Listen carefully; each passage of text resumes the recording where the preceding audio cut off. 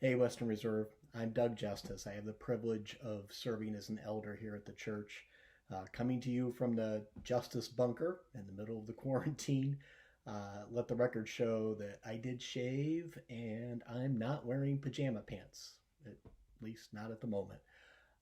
We've been doing these devotionals each week on the I am statements, statements that Jesus made during his time of teaching that really were declarative statements about who he was, what his focus was, and trying to illustrate his purpose. They're the core of what we believe about Jesus. I am the resurrection of life. I am the light of the world.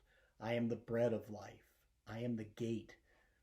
Today we'll look at another passage out of John chapter 10, verse 11, where Jesus describes himself as the good shepherd and how he cares for his sheep. Now, I'm a city boy. I don't have any experience on a farm with sheep and certainly not life as a shepherd, but I do know that the shepherd analogy and that term is used throughout scripture because it was relevant for them. God used it to communicate a lot through that. So let's look at some of those examples in scripture. We can go all the way back into Genesis, chapter 48, verse 15. This is in the story of Joseph later in his life when his father Jacob is near death, and Jacob called for Joseph. Joseph came with his sons. Jacob's on his deathbed. He's getting ready to bless. And he acknowledges how God had been his shepherd all through his life, right up through that particular day, that God was guiding him, guiding his steps, guiding his life. You've probably read Psalm 23, where David wrote about, and it starts with, "The Lord is my shepherd, I shall not be in want." And he goes on to talk about and describe all the ways that the Lord provides and cares, even when walking through the valley of the shadow of death.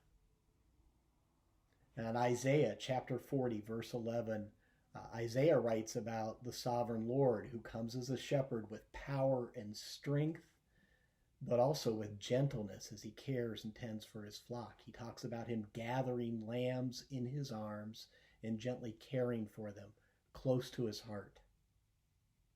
You can also look at what if there wasn't a good shepherd.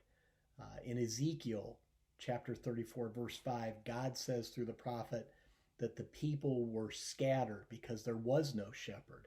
The people were vulnerable because the religious leaders of that time that were around them, the leaders, weren't interested in them. They were only caring about themselves. They were self-centered, not looking out for the people the way a shepherd really would. The leaders were serving their own interests. And right up into Jesus' time, there was a point in Mark chapter 6, verse 34. It writes about Jesus being tired, and he got on the boat to try and get some rest, some solitude. But he ends up stopping. He feeds the 5,000 because he had compassion on them, like because he saw them as sheep without a shepherd. So if I read all of that and then I come back into John 10, that gives me a little more context about what it means to be a shepherd when Jesus says, "I am the good shepherd." The good shepherd lays down his life for the sheep.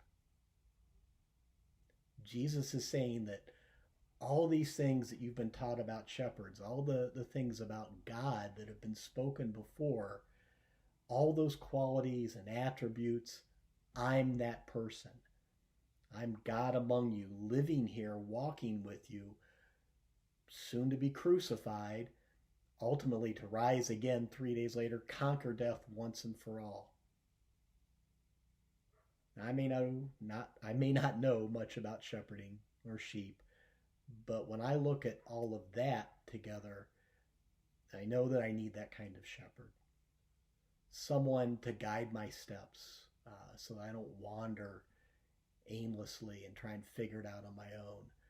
Someone to provide for me, even in what can feel like my darkest times, my valleys. uh, someone to replace the false things, the false leaders, the false teaching in my life, the self centered things.